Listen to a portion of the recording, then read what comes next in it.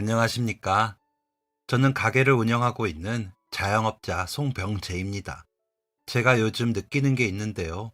그건 바로 사람이 전부다 라는 겁니다.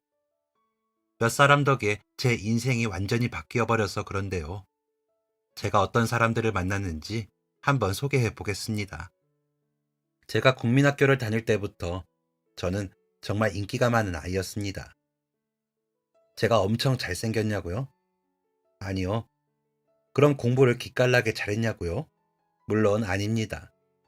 그럼 개그맨처럼 웃겼거나 게임이나 운동을 엄청 잘했냐고요? 다 아닙니다. 제가 인기가 많았던 이유는 바로 저희 부모님 덕이었습니다.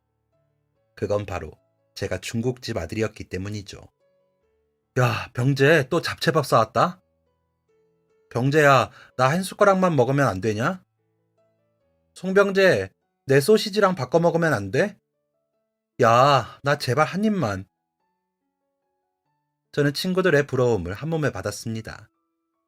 중학생 때까지 도시락을 싸고 다녔었는데 언제나 친구들의 점심시간 최대의 관심사는 저의 도시락이었습니다. 제가 늦둥이 외동아들로 자랐거든요. 부모님이 금이야 오기야 하며 키우시면서 진짜 먹는 것만큼은 아끼지 않고 퍼주셨거든요. 그 덕에 덩치가 엄청 컸지만 아무튼 그래서 제 도시락은 항상 넘칠 정도로 풍족했고 메뉴도 대부분 중국 음식이었습니다. 탕수육을 싸간 적도 있었고 짜장밥은 말도 못하게 여러 번 먹었고 쪽지 시험이라도 보는 날엔 칠리 새우를 싸주셔서 보지도 않는 시험을 본다고 거짓말한 적도 몇 번 있었습니다. 그뿐인가요? 아버지가 중식에 능하다면 어머니는 한식을 굉장히 잘하셨는데 도시락으로 소고기 마리를 싸간 사람은 저밖에 없었을 겁니다. 또 두 분 다 손이 어찌나 크신지 친구들과 나눠 먹으라면서 도시락을 한가득을 싸주셨거든요. 점심시간마다 친구들이 제 책상 옆으로 줄을 설 지경이었습니다. 특출나게 잘난 것이 없던 저는 그렇게라도 친구들의 관심을 받으니 기분이 엄청 좋았죠. 그리고 친구들과 서로 도시락을 나눠 먹는 재미도 있어서 그때부터 저는 먹는 게 정말 좋았습니다. 사람도 좋고 같이 뭐 먹는 것도 좋고 다 좋았죠. 앞서 말씀드렸다시피 저는 공부를 잘하지 못했습니다. 솔직히 말하면 좀, 좀 많이 못하는 편이었습니다. 국민학교 땐 부모님이 공부를 안 시키고 그저 건강하게만 자라라고 하셨었거든요. 그런데 커갈수록 진짜 건강하기만 한 겁니다. 건강 하나로는 자신 있을 정도였습니다. 1년에 한 번 감기 걸릴까 말까 했으니까요. 이렇게 건강한데 공부는 영 아니었습니다. 공부 소리를 전혀 안 하던 아버지도 성적표를 보고 한숨을 쉬실 정도였으니까요. 병재야, 너 주방 들어와 일 배울래? 제가 부모님 가게에 들어가서 일을 하게 된 건 18살 때였습니다. 부모님이 보셔도 제가 공부머리가 없으니까 가게라도 물려줘야겠다 싶으셨나 봐요. 그런데 제가 그전까지는 제 밥그릇 설거지도 한 번 안 해본 놈이었거든요. 그런 제가 주방에 들어간다니 아버지도 고민하다가 말씀하셨을 겁니다. 친구들은 다 대학 간다, 공장 간다, 취직한다, 기술 배운다 하면서 각자 갈 길 가던 때였던지라 마음이 불안했던 저는 냉큼 아버지의 제안을 받아들이게 되었습니다. 대신 병재 너 각오하고 들어와라. 아버지 한 번 한다고 하면 제대로 하는 거 알지? 내가 20살 때부터 군대에서 웍을 잡았어.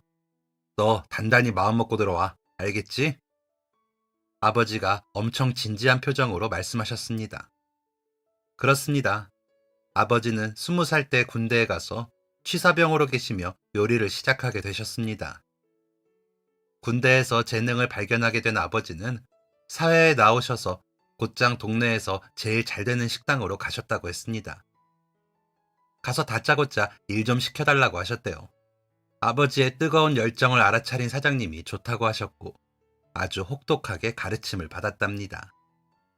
그렇게 처음엔 한식당에서 일을 하다가 중식당으로 가게 되었고 호텔에서까지 일을 하셨습니다. 그러다가 어머니를 만나 결혼하시고 어머니가 2번의 유산을 겪으시면서 아버지는 호텔을 나와 자영업을 시작하신 거였죠. 그래서 아버지는 요리에 대한 자부심이 엄청나신 분이셨습니다. 손님이 아버지 식당에서 식사를 하다가 고개를 갸웃거리기만 해도 음식을 다시 가져와서 처음부터 다시 만드시던 분이셨죠. 그래서 동네에서도 알아주는 요리 달인이었고 맛도 좋아서 인기도 많은 식당이었습니다. 아버지가 요리에 대해 얼마나 진심인 줄도 알고 얼마나 가게를 사랑하시는 줄도 잘 알고 있었지만 솔직히 저한테는 친절하게 알려주실 줄 알았습니다. 저희 아버지가 그 시대에 드물게 되게 가정적이고 자식 교육에 소리 한 번 안 지르셨던 분이었거든요. 저 아버지한테 왜 한 번 맞아본 적이 없었고 혼난 적도 없었습니다. 그런데 이게 웬걸? 우리 아버지지만 진짜 너무하다 싶을 정도로 주방에서는 엄하고 까칠하고 예민하셨습니다. 이건 저희 아버지랑 어머니만 아시는 건데 저 요리 배우면서 진짜 많이 울었습니다. 18살이나 먹어서는 아버지한테 혼나고 주방 구석에서 질질 짜기 바빴습니다. 그런데 그 정도로 저희 아버지가 엄청 무섭게 저를 가르치셨거든요. 전날 알려준 거 조금이라도 까먹으면 그것도 못 외우냐며 나무라셨고 웍 연습 많이 안 하냐고 진짜 무섭게 화도 내셨습니다. 지금 그때의 아버지만큼 나이를 먹었지만 아직도 그때만 생각하면 무섭네요. 이렇게 무섭게 배우다 보니까 잘 외워지긴 하더라고요. 아버지한테 혼나기 싫어서라도 레시피를 달달 외우고 웍 연습도 엄청 하고 보이는 건 다 썰어버릴 기세로 칼질 실력도 순식간에 늘었습니다. 그렇게 1년 반을 중국집에서 아버지한테 일을 배우고 20살이 되었고 저는 곧장 군대에 가게 되었죠. 병재야, 꼭 취사병 한다고 해라. 근데 그거 들어보니까 힘들다고 하던데. 막상 하면 재밌어. 그렇게 대량으로 음식을 또 언제 해보겠냐. 네가 이 길을 걷겠다 마음먹었으면 취사병 정도는 해야지. 아님, 네가 뭐 운전병 할래? 뭐 탱크라도 몰고 그럴 거야? 아니요, 알겠어요. 취사병 한다고 할게요. 아버지는 요리하는 사람이라면 자고로 취사병 정도는 나와야 한다면서 취사병을 하라는 엄포를 놓으셨습니다. 솔직히 그맘때에 요리가 재미있기도 했어서 군대 가서 진짜 취사병 하겠다고 했죠. 와, 그런데 그건 부모님 식당이랑 또 다르더라고요. 여건이 열악한데 무조건 음식 만들라고 하고 인력은 부족한데 먹을 사람은 넘쳐나고 눈 떠서 잘 때까지 음식과 씨름하고 진짜 골머리를 썩었습니다. 저랑 군대 동기이자 같은 취사병으로 있었던 형이 있었는데 그 형도 저처럼 사회에서 부모님이 하시는 한식당 도와주다가 왔다고 하더라고요. 요리를 엄청 잘했습니다. 그 형 덕분에 부대 사람들 음식 맛있게 먹을 수 있었죠. 형이 진두지휘하면서 알려주고 애써준 덕에 저희 취사병들은 다른 부대원들한테 칭찬까지 듣게 되었었죠. 요리가 참 재밌더라고요. 더 해보고 싶고 부모님 가게 말고도 다른 곳에서도 배워보고 싶고 그랬습니다. 아마 아버지가 이런 깨달음을 얻으라고 취사병 하라고 하지 않으셨나 싶네요. 군대 전역하고 사회에 나오게 되면서 요리를 좀 더 공부해보기로 했습니다. 부모님은 엄청 좋아하셨죠. 많이 배우고 오라며 그날 유산슬을 한가득해서 같이 먹었습니다. 별다른 스펙도 없고 경력도 없던 저는 일단 뭐든 부딪혀보자 싶었습니다. 그렇게 시작한 첫 번째 가게가 백반집이었습니다. 뭐? 무슨 남자가 주방에 들어와. 여기 죄다 할머니밖에 없는데 무슨. 아, 됐고 배달 일이나 해. 그 백반집이 장사가 엄청 잘 되었었거든요. 주변 경찰서랑 소방서에서도 오고 직장인들도 미어 터지는 곳이었습니다. 그런데 일하시는 분들이 다 할머니였는데 주방에 남자인 저를 절대 안 써주시더라고요. 그래서 주인 할머니 말씀대로 일단 배달부터 시작했습니다. 그러면서 시간 될 때마다 주방 가서 뭐라도 만들어 보려고 했죠. 제가 만든 요리를 맛보게 해드려야 주인 할머니가 인정을 해줄 것 같아서요. 그런데 몰래 주방 갈 때마다 번번이 들켜서 실패를 했습니다. 그렇게 한 달 내내 배달만 하다가 이대로는 안 되겠다 싶어서 새벽같이 가게에 나갔습니다. 마침 주인 할머니가 배달 온 식자재를 손질하고 계셨고 저는 시키지도 않았는데 그 옆에 달라붙어서 칼질을 했죠. 그런데 주인 할머니 눈이 동그래지는 겁니다. 칼질을 꽤 한다면서요. 이때다 싶었던 저는 냉큼 뚝배기에 물을 올리고 찌개를 뚝딱 하나 끓였습니다.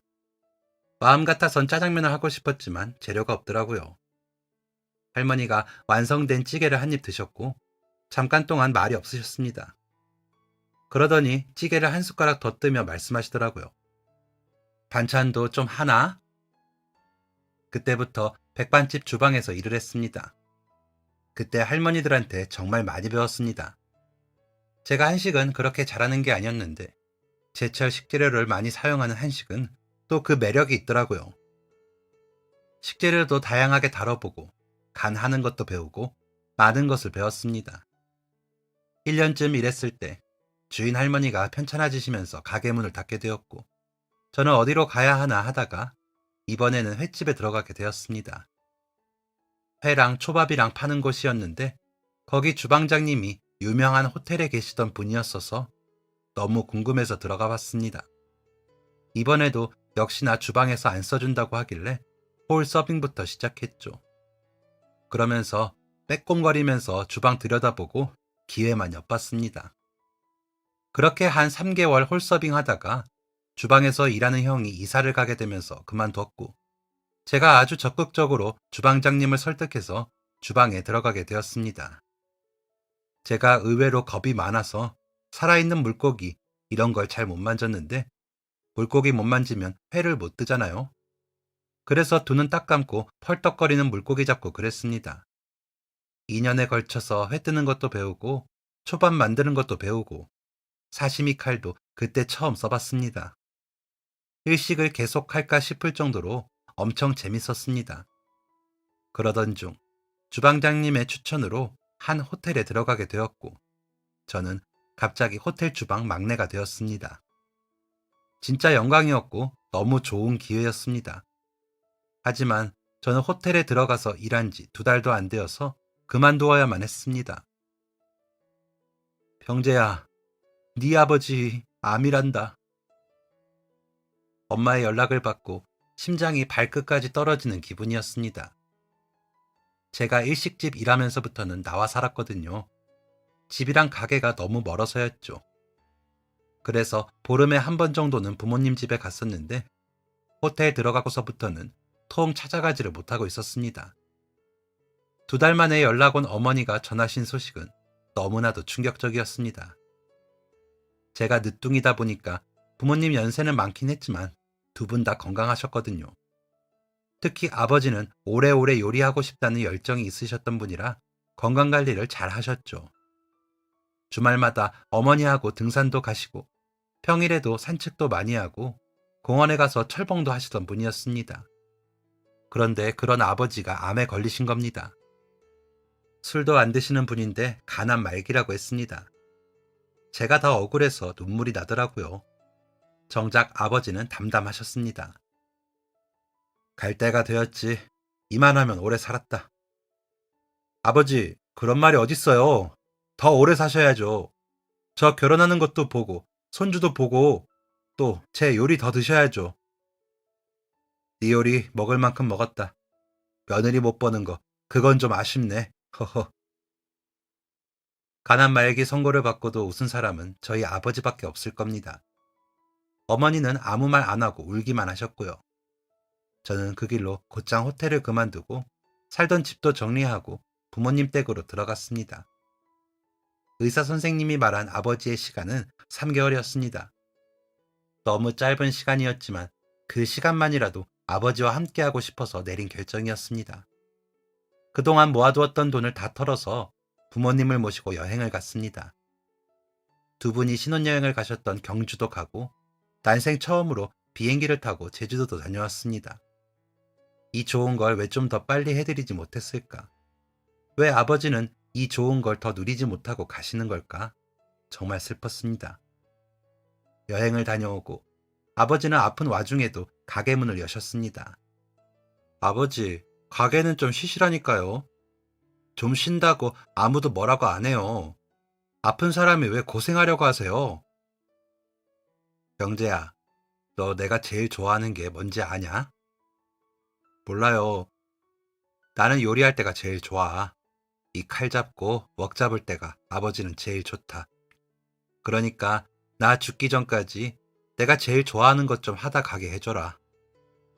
아버지가 이렇게 말씀을 하시는데 정말 대꾸 한마디 못하겠고 눈물만 쏟아졌습니다. 결국 어머니도 저도 아버지를 더는 말릴 수가 없었고 계속 가게 문을 열기로 했습니다. 저는 주방에서 아버지를 도우고 어머니는 홀을 지키셨죠. 아버지는 정말 요리하는 순간만큼은 눈이 반짝이고 힘이 넘치셨습니다. 나쁜 사람이 맞나 싶을 정도로 그 순간엔 열정이 활활 타오르는 게 눈에 보일 정도였죠. 아버지, 저한테 다 알려주고 가세요. 제가 배울 수 있는 거 다 배울게요. 다 알려주세요. 제가 아버지 열정이 타올랐던 이 순간을 기억하고 이곳을 지킬게요. 저는 아버지의 가게를 물려받기로 했습니다. 아버지의 가게는 그 무엇과도 바꿀 수 없는 아주 소중한 곳이었으니까요. 아버지는 웃으며 고개를 끄덕이셨습니다. 20살 때 아버지한테 요리를 배우긴 했다만 이것저것 경험하고 오니까 또 보이는 게 다르더라고요. 전반적인 가게 운영 방법부터 식자재 거래처는 어디인지, 주류는 어디서 들여오는지, 청소는 어떻게 해야 하는지 등 모든 걸 배웠습니다. 물론 요리 레시피도 아주 꼼꼼하게 처음부터 다시 배웠고요.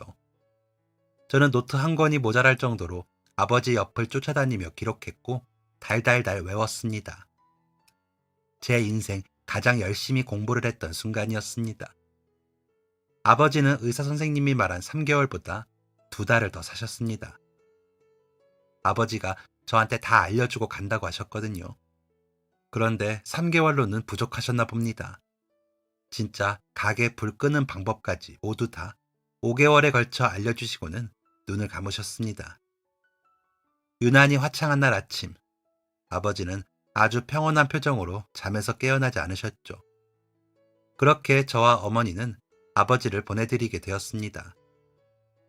아버지가 없는 가게는 마치 운영을 하지 않는 불이 꺼진 가게처럼 텅텅 비어 보였습니다.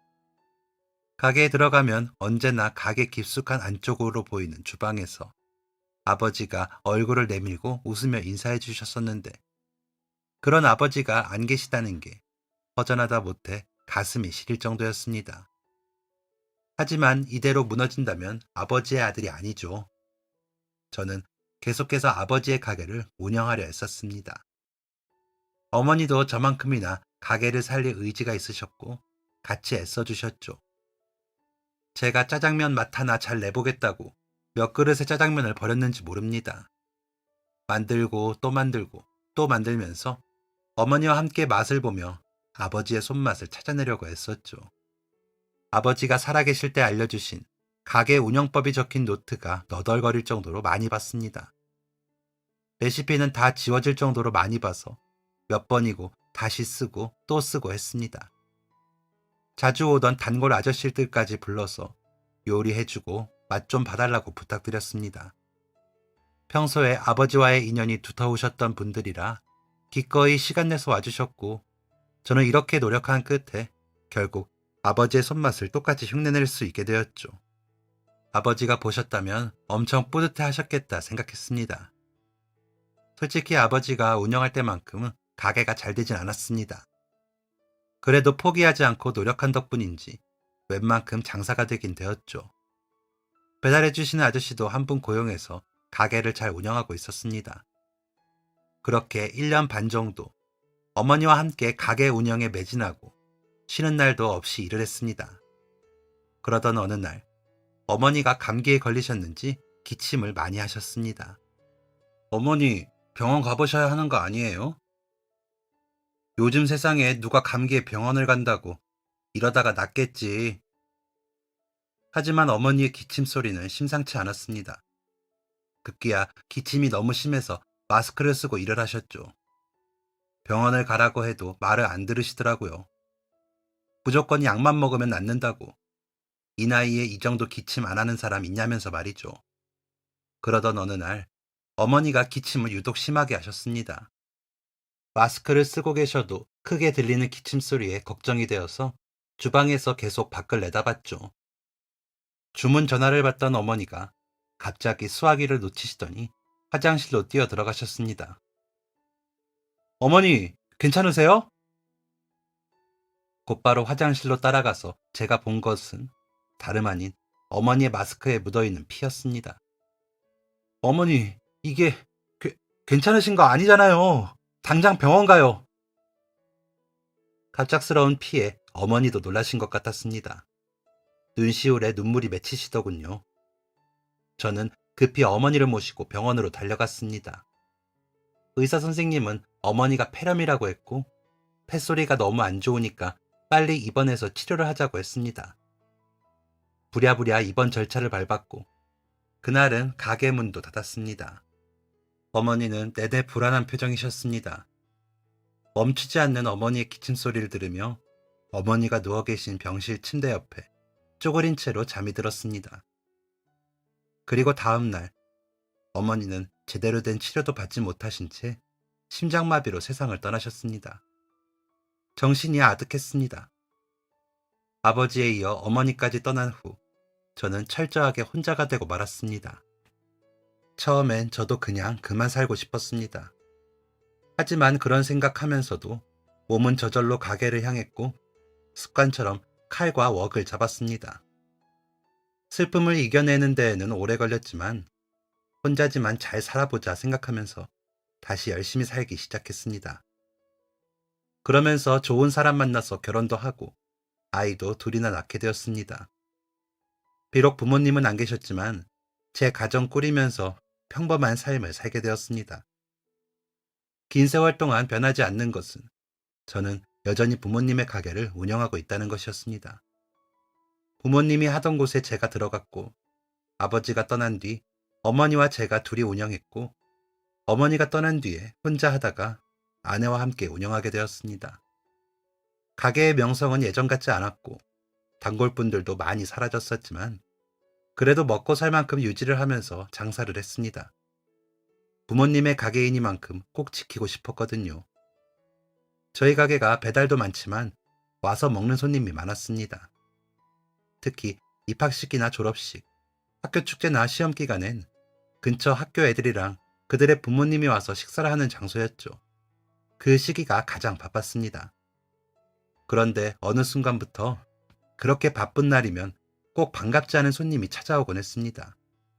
그 손님은 바로 노숙자였죠. 손님들이 많아서 가게가 정신없는 틈을 타서 가게에 들어왔고 아무렇지 않게 주문을 하더라고요. 저는 언제나 주방에 있고 제 아내가 홀에서 일을 했었는데 아내가 심성이 고와서 싫은 소리를 전혀 못하는 사람이었습니다. 그래서 주문을 받아서 음식을 내주면 허겁지겁 먹고는 또 바쁜 틈을 타서 몰래 도망가곤 했습니다. 이런 일이 한 번 생기고 나서는 1년에 두어 번씩 꼭 생기더라고요. 처음에는 화도 나고 잡아볼까 생각도 했지만 나중엔 그냥 봉사하는 셈 치자 싶었습니다. 그거 한 그릇 돈 안 받는다고 저희 가게가 큰일 나는 것도 아니고 그 노숙자들이 얼마나 배고팠으면 그랬겠어요. 며칠 굶다가 겨우 한 끼 먹는 거일 텐데 아마 먹고 도망치는 노숙자들 마음도 안 좋았을 겁니다. 그래서 그냥 좋은 마음으로 베풀기로 했습니다. 아내한테도 놀라지 말고 그냥 주문 받으라고 해두었죠. 그렇게 가게를 운영하던 중 배달 일을 오래 해주었던 분이 사정이 생겨서 가게를 그만두게 되었습니다. 배달 일 도우며 홀 서빙이나 청소 같은 것도 다 도와주던 분이었거든요. 사람을 구한다고 써붙여놨는데도 통 사람이 안 구해져서 난감하던 시기가 있었습니다. 그날따라 가게가 한가해서 아내도 들어가라고 하고 혼자 가게를 보고 있었습니다. 그때가 복날이라 그런가 저녁 되어도 가게가 조용하길래 일찍 마치고 들어가려 했죠. 그런데 가게 문이 열리고 한 손님이 들어왔습니다. 딱 봐도 노숙자더라고요. 이렇게 한가할 때 오는 건 처음이라 당황해서 아무 말도 못하고 자리에 앉혔습니다. 짜장면 한 그릇 부탁드립니다. 정중하게 주문을 마친 노숙자는 눈치를 보며 물을 따라 마시더라고요. 우리 가게가 소문이 났구나 싶었습니다.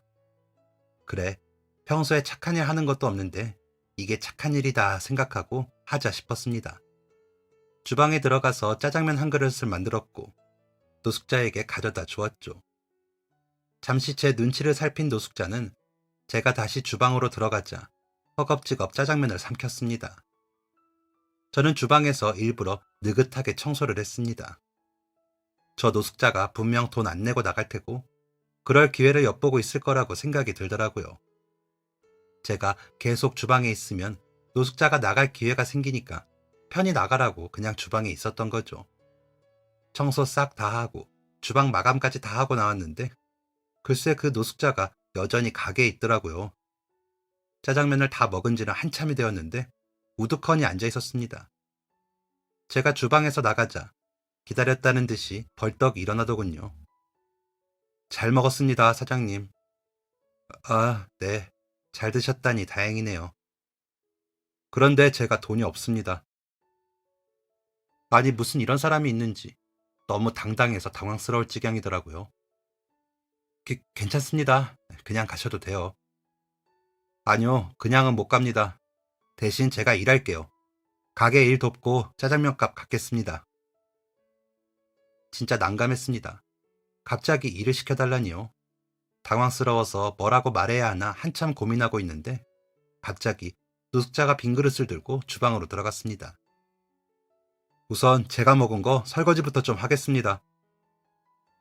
그러면서 주방에 들어가서 설거지를 순식간에 하더라고요. 그리고는 어떻게 찾은 건지 빗자루랑 걸레를 가지고 홀 전체를 쓸고 닦고 행주로 상도 닦고 걸레로 의자랑 구석구석을 닦는 겁니다. 놀라서 멍하니 그 모습을 바라봤습니다. 혼자 30분 만에 청소를 마친 노숙자는 이만 가보겠다고 했습니다. 예, 그러세요. 노숙자의 당당함에 놀란 것이 아니었습니다.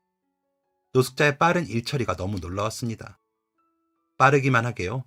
어찌나 깨끗하게 차려놨는지 제가 손댈 게 하나도 없더라고요. 진짜 황당한 경험했다 생각하면서 퇴근을 했습니다. 그런데 다음 날이었습니다. 전날 짜장면을 먹고 청소를 하고 간 노숙자가 아침부터 가게를 찾아왔습니다. 설마 또 짜장면을 먹고 청소하고 가겠다고 하는 건 아닌가 생각하고 있는데 그 노숙자 뒤로 남자 둘이 더 들어오더군요. 다 노숙자였습니다. 노숙자들은 뭔가 결심한 표정으로 제게 이야기를 꺼냈습니다. 사장님, 저희가 노숙자 생활하는 사람입니다. 아, 예. 그런데 왜? 그런데 저희가 다시 좀 살아보려고 합니다. 다시 사람답게 좀 살아보려고요. 그러면서 세 사람은 각각 자기의 사연을 얘기해 주었습니다. 전날 짜장면을 먹고 간 사람은 사실 젊은 나이에 꽤나 성공했던 장사꾼이었답니다. 술집 운영을 했다고 하더라고요. 아무것도 없이 작은 가게로 시작해서 2년 만에 70평짜리 가게를 운영하게 되었다고 했습니다. 너무 급작스러운 성공에 얼떨떨해하면서 일만 하며 지냈는데 그때 가게를 키우면서 손을 잡았던 소꿉친구이자 동업자가 있었답니다. 그런데 그 동업자가 가게 이름으로 빚을 지고 돈을 다 빼돌려서 도망쳤다더라고요. 그 이후 빚더미에 쌓였고 결국 남자는 파산 신청을 하게 되었답니다. 집도 차도 모두 다 넘어가게 되었고 고등학생 때부터 만나 결혼까지 한 아내와 이혼도 하게 되었다고 했습니다. 그 이후로 여기저기 방황을 하다가 결국 아무것도 없는 노숙자 신세로 살아가게 되었다고 했습니다. 그렇게 산지 1년이 더 넘었고 이대로는 안 되겠다 싶어서 더 늦기 전에 사람 구실하려고 저를 찾아왔다고 하더군요. 첫 번째 남자의 얘기가 끝나자 옆에 있던 좀 더 나이가 들어 보이는 남자도 얘기를 꺼냈습니다. 부모님이 경제력이 있으신 분들이었어서 그 옛날에 대학원까지 나와서 좋은 직장을 다니고 있었다더라고요. 결혼해서 아이도 둘이 있었답니다. 그런데 사고로 아내와 아이들을 모두 잃게 되었고 그 이후 모든 걸 다 버리고 노숙자 생활을 하게 되었다고 하더군요. 방황하며 산 지 3년이 되었는데 얼마 전 꿈에 아내와 아이들이 찾아왔다고 하더라고요. 사고로 떠나보낸 이후 처음이었답니다. 꿈에서라도 가족들 얼굴을 보는데 이렇게 살면 안 되겠다는 생각이 들었고 다시 마음을 다잡기로 했다는 겁니다. 그러자 마지막 남자도 입을 열었습니다. 그 남자는 시골에서 부모님과 농사를 지으면서 살았는데 부모님이 병으로 돌아가시고 설상가상으로 밭에 불이 나서 밭을 통째로 날려버렸다고 했습니다. 부모님이 남기고 간 빚이 있어서 공장 전전하며 일을 하는데 손가락 하나를 잃게 되었고 빚 다 갚고 겨우 모아둔 푼돈마저 사기를 당하면서 세상을 그만 살고플 정도로 무기력해져 있다 보니 어느새 노숙자의 길을 걷게 되었다고 했습니다. 비교적 어린 남자인 노숙자를 나머지 두 남자가 잘 살아보자며 데리고 왔다고 했습니다. 자신들의 사연을 늘어놓은 노숙자들이 밥만 주면 일을 하겠다고 하더라고요. 고민이 되었습니다. 가게에 사람이 필요하긴 했습니다.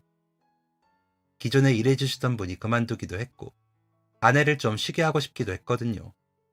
고민하던 저는 지갑에 있던 10,000원짜리 몇 장을 꺼내서 노숙자들에게 줬습니다. 그럼 이 앞에 목욕탕에 가서 좀 씻고 이발도 좀 하고 와요. 옷도 내 옷 멀쩡한 것 좀 가져다 줄게요. 그 다음에 나도 공짜로 사람 부릴 수 없으니 월급은 드릴게요. 저도 가게 사정이 있어서 많이는 못 드리니까 세 분이 돌아가면서 일하는 걸로 하죠. 정말요? 감사합니다, 사장님. 세 사람은 제가 준 돈과 옷을 들고 목욕탕으로 달려갔습니다. 솔직히 세 사람이 제가 준 몇만 원을 가지고 도망쳤대도 상관없었습니다. 그 세 남자가 들려준 사연은 모두 진실 같았거든요. 그런 마음을 가진 것만으로도 장하다 싶더라고요. 그런데 한 2시간쯤 지났을까? 노숙자 셋이 가게로 들어왔습니다. 저는 처음에 완전 다른 사람들인 줄 알았습니다. 엄청 멀끔해져서 돌아왔더라고요. 그날 이후 저는 그 세 남자들과 가게 일을 하게 되었습니다. 솔직히 처음에는 조금 경계를 하기도 했습니다. 내 가게에서 다른 목적을 취할진 않을지, 행여나 나쁜 마음이 있지는 않을지요. 그런 생각이 들 때마다 제 자신이 부끄럽더라고요. 선입견을 가지고 그들을 바라본 거잖아요. 초반의 우려와 다르게 세 남자는 아주 성실하게 일을 해주었습니다. 술집 장사를 했다던 남자는 손도 엄청 빠르고 일머리도 좋은 사람이었죠. 나머지 두 사람도 아주 성실하고 부지런하게 일을 해주었습니다. 그 중에 2명은 오토바이도 탈 줄 알아서 배달도 문제없이 할 수 있었고요. 그렇게 일을 하다가 문득 궁금해서 물어봤습니다. 어디서 지내고 있냐고 말이죠. 그러니까 집 앞 목욕탕에서 지낸다는 겁니다. 목욕탕에서요? 불편하지 않아요? 길바닥만 하겠어요. 괜찮습니다, 사장님. 저 괜찮으면 셋이 살만한 월세방이라도 좀 알아봐 줄까요? 월세 정도는 내가 내줄 수 있을 것 같은데. 아니요, 괜찮습니다. 방은 무슨. 지금 이렇게 사는 것만으로도 감지덕지인데요. 하지만 목욕탕에서 지낸다는 것을 들은 후로 영 마음이 불편하더라고요. 그래서 저는 곧장 부동산에 가서 주변 월세방들을 둘러보았습니다. 마침 가게 근처에 깔끔하고 크기도 적당한 월세가 있더라고요. 아내와 상의를 하고 그 집을 계약하게 되었습니다. 뭐 누가 보면 대단한 성인 군자라도 납셨다고 생각이 될 수 있는데 저 그렇게 착한 사람 아니거든요. 단지 직원들이 목욕탕에서 시간을 보내는 것이 마음에 걸릴 뿐이었습니다. 방은 무슨 방이냐며 손사래를 치는 직원들에게 이미 계약 끝났다고 얼른 들어가서 지내라고 했죠. 직원들은 감사하다면서 눈물까지 그렁그렁 맺혔습니다. 왜인지 직원들이 들어온 뒤로 장사가 더 잘 되는 듯 했습니다. 손님들도 새로운 직원들에 대해 호의적인 반응이었습니다. 참 친절하고 가게도 더 깨끗해진 것 같다며 손님들이 좋아하셨죠. 배달도 빨리빨리 나가니까 배달 주문하는 손님들도 좋아하셨고요. 그렇게 노숙자로 만난 제 직원들과 꼬박 6개월을 일했습니다. 처음에 봤던 노숙자의 모습은 온데간데 사라지고 이제 제법 평범한 사람같이 보이더군요. 그러던 어느 날이었습니다. 집에서 잠을 자고 있는데 갑자기 전화벨이 울렸습니다. 아내랑 저랑 화들짝 놀라서 시간을 보니까 새벽 1시더라고요. 대체 누가 이 오밤중에 전화를 한 건지 얼른 전화를 받아봤습니다. 전화를 건 사람은 다름 아닌 저희 가게 근처 사거리에서 편의점을 운영하고 있는 김 씨였습니다. 김씨, 이 오밤중에 무슨 일이야? 아이고, 지금 한가하게 자고 있을 때가 아니야. 당장 나와봐. 자네 가게 다 무너지게 생겼으니까. 뭐? 우리 가게가 무너지다니. 그게 갑자기 무슨 말이야? 불 났다고, 불. 불이야. 자네 가게가 불이 났어. 손발이 벌벌 떨리더라고요. 창피한 줄도 모르고 잠옷 차림으로 뛰쳐나갔습니다. 10여 분을 있는 힘껏 달려서 도착한 가게는 정말 말도 안 나오게 처참했습니다. 소방차가 2대가 양쪽으로 서 있었고 수많은 소방대원과 동네 사람들이 모여 있었습니다. 가게는 멀리서도 알 수 있을 만큼 연기가 자욱했고 그 연기가 어찌나 쾌쾌하던지 근처에 가는 것조차 힘이 들 정도였습니다. 멀리서 연기에 뒤덮인 제 가게를 보는데 제가 꿈을 꾸고 있는 줄 알았습니다. 간판까지 거뭇거뭇하게 다 타버렸더라고요. 가게 위쪽으로 옷 공장이랑 고시원이 있었는데 그 위에서 불이 난 건지 소방관들이 입구 계단을 몇 번이나 올라가고 내려오고 했습니다. 불길은 2시간을 넘기고서야 겨우 잡혔습니다. 불이 꺼졌는데도 동네는 연기로 자욱했고 가게는 새까맣게 타버렸습니다. 역시 위층 고시원이 원인이었나 보더라고요. 지켜보던 동네 사람들이 떠나고 임무를 마친 소방관들이 떠났습니다. 인명피해도 좀 있었는지 구급차도 몇 대 오가더군요. 멍하니 가게를 쳐다보고 있는데 직원들이 나타났습니다. 근처에 집이 있다 보니까 소란스러워서 나왔나 보더라고요. 사장님, 이게 다 뭐예요? 어떻게 된 거예요? 밤이 늦었네. 들어가서들 자. 나도 들어가야겠어. 정말 멍했습니다. 심장이 차게 식는 기분 아시나요? 아무 의욕도 없고 화도 안 나고 슬프지도 않고 진짜 영혼이 없는 사람이 된 기분이었습니다. 다음 날 아침 일어나서 익숙하게 가게로 향했습니다. 몇 년을 그렇게 살았으니 생각하지 않아도 발길이 절로 움직였죠. 야속하게도 새벽에 있었던 그 나쁜 꿈 같은 일은 꿈이 아니었습니다. 새까맣게 타버린 가게 앞에 멍하니 있으니 사람들이 수군대며 지나갔죠. 천천히 가게 문을 열고 들어가 봤습니다. 안은 더 엉망이었습니다. 주방과 온 벽이 시커멓게 그을려져 있었고 의자와 테이블들도 다 엉망이 되어 있었습니다.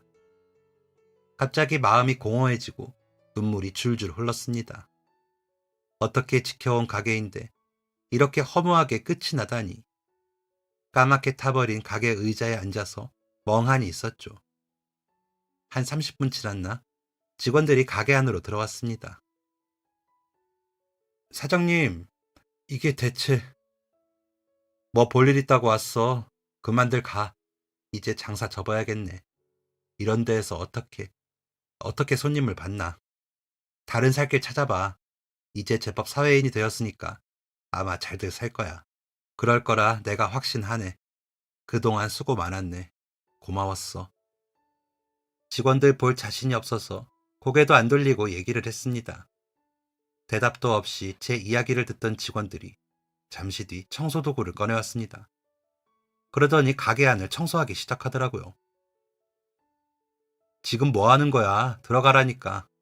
잿더미가 된 가게에서 뭘 한다고. 저희가 여기 아니면 갈 곳이 어디 있겠어요. 사장님 같은 분 찾는 게 어디 쉬운 줄 아세요? 저희는 이 가게 포기 못하니까 사장님도 포기하지 마세요. 월급 안 주셔도 돼요. 그러니까 포기하지 말아주세요. 사장님, 이 가게 사장님한테도 소중한 가게잖아요. 저희가 끝까지 도울게요. 그러니까 힘내세요. 그러면서 그 검은 얼룩을 지워보겠다고 걸레를 들고 빡빡 닦는데 눈물이 멈추질 않더라고요. 고개 푹 숙여 눈물을 줄줄 흘리는데 돌아가신 부모님 생각이 났습니다. 부모님이 일거하신 이 가게를 그렇게 끝낼 수는 없었습니다. 저는 자리를 박차고 일어나서 직원들과 함께 청소를 시작했습니다. 하다 안 돼서 수리하는 업체에 청소해주는 업체까지 싹 다 부르고 엉망이 되어버린 책상과 의자, 냉장고까지 다 주문을 했습니다. 그래, 다시 한번 일어서 보자.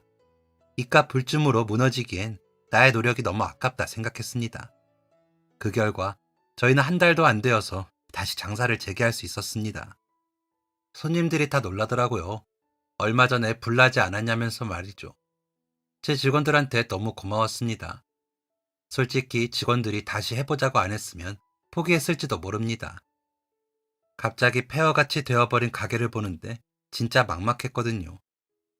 다시 살리기 위해 적지 않은 금액이 들었지만 그 금액이 결코 아깝지 않을 만큼 값진 것을 얻게 되었습니다. 직원들은 가게를 다시 살리고서 더 열심히 일을 해주었습니다. 그런 직원들을 보며 사장인 저도 더 뛰어다니며 열심히 일했죠. 가게 다시 살리고서 1년쯤 지났을 때 저는 2호점을 차리게 되었습니다.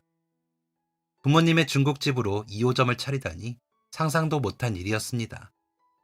그런데 불이 난 게 큰 액땜이었는지 손님이 계속 많아졌고 멀리서 오는 손님들도 늘어나다 보니까 도저히 감당이 안 되더라고요. 재료 소진돼서 못 먹고 돌아가는 손님도 많아지고 대기 시간도 너무 기니까 손님들도 힘들어 하시고요. 직원들과 고민 끝에 저희는 근처에 2호점을 내기로 했습니다. 솔직히 확신이 없긴 했거든요. 2호점이 잘 될지 모르겠더라고요. 그래서 리모델링도 최소한으로 필요한 것만 하고 목도 그렇게 좋은 곳은 아니었습니다. 그런데 1호점에 이어서 2호점까지 대박이 나게 된 겁니다. 저는 얼떨떨했는데 직원들은 이럴 줄 알았다면서 박수를 치더라고요. 사장님, 제가 그때 괜히 사장님을 찾아왔는 줄 아세요? 처음 딱 짜장면을 한 입 먹는데 이거 진짜 맛있다 싶더라고요. 그래서 이렇게 맛있는 짜장면 맨날 먹으면서 일하면 소원이 없겠다 싶어서 찾아온 거예요. 요리 솜씨가 이렇게 좋으신데 손님이 끊길 일이 있겠냐고요. 직원들하고 1호점이랑 2호점 왔다 갔다 하면서 정말 쉬는 날도 없이 그렇게 일을 했습니다. 새로운 가족이 생긴 기분이었습니다. 그 새로운 가족들 덕에 제게 천운이 생겼는지 2호점 차리고 1년 만에 타 지역에 3호점을 차리게 되었고 뒤를 이어 4호점, 지금은 무려 5호점까지 가게가 생겼습니다. 물론 각 지점의 점장들은 노숙자의 모습으로 저를 찾아왔던 저의 직원들이 맡게 되었죠. 살다 보니 별일이 다 있습니다. 부모님이 하셨던 가게를 5호점까지 내게 될 줄 누가 알았겠습니까? 저희 부모님도 모르셨을 겁니다. 그런데 진짜 무엇과도 바꿀 수 없을 만큼 뿌듯하더라고요. 저희 부모님이 하셨던 가게들 안에 사람이 바글바글 하는 것을 보면 가슴이 저릿다고 코끝이 찡해지면서 웃음이 나옵니다. 저희 가족과 다름없는 직원들은 이게 다 제 덕이라고 하더라고요. 저희 직원 중에 둘은 지금 결혼까지 했습니다. 생활에 여유가 생기고 자기 삶을 가꿀 줄 알게 되면서 다른 사람도 마음에 품게 되었나 보더라고요. 심지어 그 중에 한 명은 2호점에 아르바이트생으로 들어왔던 사람과 결혼했죠. 모두 아픔과 고생을 이겨냈고 잘 살아가는 모습을 보니 뿌듯합니다. 오히려 제가 우리 직원들 덕을 많이 봤습니다. 그럼요, 오죽하겠나요. 가게를 일이 많이 운영하게 되고 제가 아버지에게 물려받은 이 손맛을 많은 손님들한테 선보이게 되었으니 제가 복받은 사람이죠. 제가 인복이 있는 사람인가 봅니다. 그렇게 좋은 사람을 셋이나 만나게 되었으니 말이죠. 나는 그렇게 착한 사람이 아니다 라고 입에 닳도록 얘기하고 다녔는데 이제는 좀 착한 사람이 되어보려고 합니다. 가게 운영하면서 버는 돈의 일부를 불우한 이웃들에게 기부하기로 했습니다. 물론 저희 가게 이름으로 말이죠. 두세 달에 한 번씩 기부를 하고 있는데 특정한 한 곳이 아니라 그냥 그때마다 여기저기에 기부하고 있습니다. 더 많은 사람들에게 조금이라도 보탬이 되고 싶은 마음이 있어서죠. 제가 이렇게 기부하는 거 우리 직원들도 알게 되었는데 그때부터는 자기들도 보태고 싶다고 하더라고요. 진짜 착한 사람들입니다. 우리 직원들을 보면서 제게 한 가지 목표가 생겼습니다. 바로 노숙자들에게 식사를 제공해주는 것이죠. 식사 제공해주는 가게도 있는 것 같고 밥차가 가는 것도 있는 것 같은데 어떤 식으로 운영되는지 차근차근 알아보려고 합니다. 제가 도울 수 있는 부분이 있다면 좀 돕고 노숙인들 만나서 얘기도 나누고 싶고요. 분명 다시 잘 살아보고 싶은데 그럴 용기 안 나는 사람도 있을 테고 힘든 사정이 있을지도 모릅니다. 만약 그런 부분에 대해 제가 조언을 해줄 수 있거나 알려줄 수 있는 부분들은 최대한 도우려고 하고 있습니다. 천천히 계획해서 내년쯤에는 성과를 이뤘으면 하고 있는데 꼭 잘 되었으면 하네요. 참, 최근에 재미난 일이 생겼습니다. 제가 아들 하나, 딸 하나가 있는데 아들이 이번에 대학 들어갔거든요. 그런데 호텔 조리학과를 들어가더라고요. 공부를 잘했던 아이라서 공부 쪽으로 가지 않을까 생각했는데 의외의 선택이었습니다. 왜, 요리하려고? 너 요리 배우고 싶어? 네, 아버지, 저 중식 배우고 싶어요. 글쎄, 제 아들놈이 중식 요리사가 되겠다고 하더라고요. 그러면서 학교 수업 끝나고서는 곧장 가게로 달려와서 일손 돕고 주방을 기웃기웃 거리는 겁니다. 옛날에 제가 생각나기도 하고 아버지가 이런 마음이셨을까 싶기도 하고 좀 묘한 기분입니다. 아내도 저도 갑작스러운 상황이라 일단 지켜보다가 군대 갈 때 이렇게 말해주려고 합니다. 꼭 취사병 하거라. 그때 아버지가 저한테 그러셨던 것처럼 말이죠. 취사병을 하고서도 마음이 굳건하다면 얼마든지 중식을 알려줄 겁니다. 아버지에게 배웠던 것처럼 저희 아들도 잘 가르쳐 보려고요. 아버지 손맛이 끊이질 않길 바라면서 말이죠. 아주 예전에 저희 어머니가 점집 가서 제 운세를 보고 오셨었는데 그때 그 무당이 그랬대요. 말년에 팔자가 확 핀다고 귀인들을 만날 거라고요. 그때 어머니는 왜 어릴 때부터 안 피고 말년에 피냐면서 그 무당이 이상하다고 하셨는데 지금 보니까 그 말이 맞는 것 같습니다. 말년에 그런 귀인들을 만나 인생이 활짝 피었으니 말이죠. 남은 생도 이 고마운 사람들과 함께 재밌게 살아보다가 가겠습니다. 포기하고 싶은 순간, 다 끝났다고 생각이 되는 순간, 그럴 때 나를 잡아주고 옆에서 당겨주는 게 진짜 참된 인연인 것 같습니다. 여러분들도 그런 사람이 되길 바라며 또 그런 사람을 만나길 바라며 저와 제 가족들이 다 함께 응원하겠습니다. 언제나 행복한 일만 가득하길 바라며 감사합니다. 지금까지 사연 들어주셔서 감사합니다. 사연이 재밌으셨다면 구독과 좋아요를 눌러주세요. 감사합니다. 안녕히 계세요.